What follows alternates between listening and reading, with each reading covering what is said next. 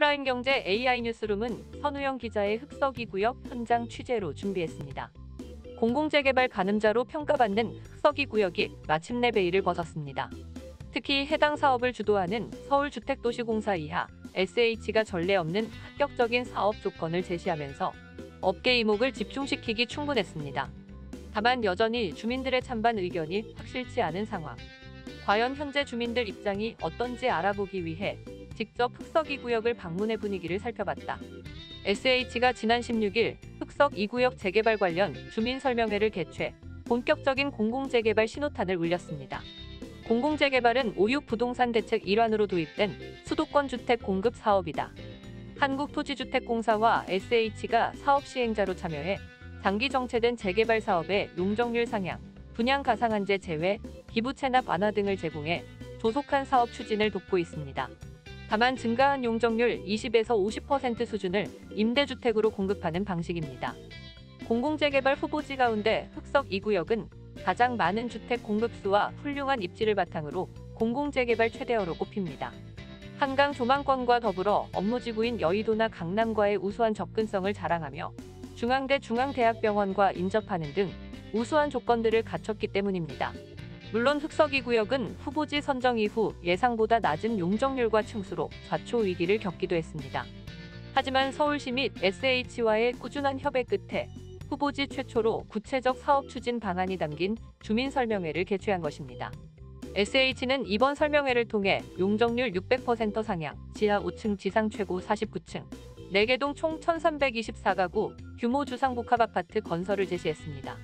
나아가 이전과는 다른 파격적 보상 제도를 도입, 오는 5월 주민총회 설립 후 사업 추진, 동의율 50%를 받아 조속히 사업에 착수한다는 방침입니다. 하지만 본지가 직접 흑석이구역을 방문해 만난 결과 결코 의외로 적지 않은 주민들이 반대의 목소리를 내는 분위기였습니다. 물론 발목을 잡던 재개발 사업 시행으로 낙후, 이미지를 탈피해 지역 발전의 계기를 마련할 순 있지만 생활 패턴에 있어 적지 않은 변화를 우려하고 있는 것입니다. 흑석역 3번 출구를 나와 중앙대학병원을 바라보면 흑석이구역을 접할 수 있습니다. 안으로 걷다 보면 곳곳에 낙후된 건물들과 신호가 없는 신호등 등 한눈에 봐도 개발이 필요한 풍경이 시선을 사로잡았습니다. 이런 지역 분위기 탓인지 현장에서 만난 대부분의 주민들은 이번 공공재개발 사업에 대해 환영하는 입장입니다. 특히 2008년 이전부터 거주했던 세입자들의 경우 임대주택 입주권 제공 대상이라는 이유로 개발을 반기는 분위기였습니다. 2008년 재정비 촉진지구 지정 이후 주민들 찬반이 크게 엇갈려 14여 년간 재개발 사업이 지지부진했는데 이번에는 토지 등 소유자들이 시공사 선정에 참여할 수 있어 브랜드 아파트에 대한 기대감에 찬성하는 주민들이 많았습니다. 이처럼 대다수 주민은 공공개발을 찬성하는 추세이긴 하지만 이해관계에 따라 반대 입장도 적지 않았습니다. 실제 필자가 접한 주변 상가 및 흑석시장 분위기는 사뭇 달랐습니다. 임대료로 생활하고 있는 토지 등 소유자는 물론 장사로 생계를 이어가고 있는 상인들 입장에서는 터전을 잃는다는 우려 때문에 부정적 반응을 보였습니다. 흑석시장 상인들은 경제적으로 풍요롭지 않은 서민들이 대부분입니다. 만약 공공재개발 사업 진행 시 이주가 불가피해 다른 곳에 새로운 터전을 꾸려야 하는데 나아지기는커녕 새로운 환경에 적응할 수 있을지도 알 수 없다. 2008년 이후 입주한 세입자들 역시 현행법상 임대주택 입주권이 보장되지 않는 만큼 반대 목소리를 강하게 어필하고 있습니다. 같은 세입자임에도 불구 늦게 들어왔다는 이유로 적절한 보상은 둘째치더라도 입주권도 없이 길바닥에 쫓겨날 순 없다. 인근 부동산 관계자는 대다수 주민들이 재개발 취지에 찬성하곤 있지만 세부 계획 및 보상제도 제시 없인 동의를 얻긴 쉽지 않을 것이라고 바라보고 있습니다. 한 공인중개사 관계자는 최근 열린 주민설명회에서 제안된 보상이나 인센티브가 구체적이지 않아 다수 주민들 이해를 돕기 힘들다라며 조속한 사업 추진을 위해선 확실한 계획 정립을 통한 주민들의 이해 확보가 관건이라고 설명했습니다. 그는 이어 SH는 오는 5월부터 동의서를 진구한다는 입장인데 구체적 계획도 없이 무작정 서명하는 주민이 어디 있겠냐라며 동의를 구하기 전에 주민들 알 권리를 보장하는 게 적법한 절차라고 첨언했습니다.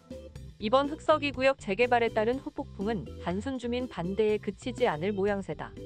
공공재개발임에도 불구 전용 면적 59제곱미터 기준 추정 분양가가 무려 10억 원 이상으로 전망되고 있기 때문입니다.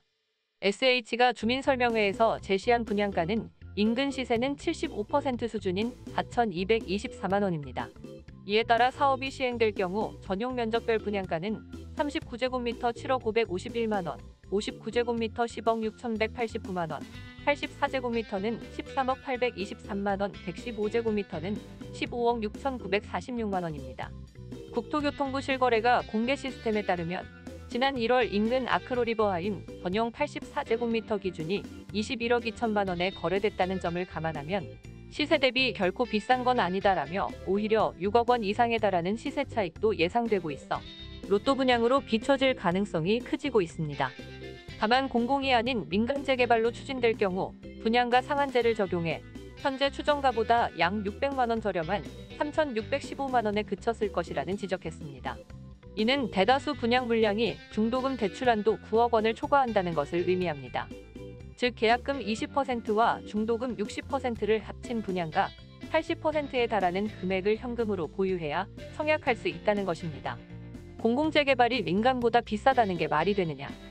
더군다나 중도금 대출도 받을 수 없는 분양가라는 점에서 부자만을 위한 공공재개발이 될 가능성이 크다.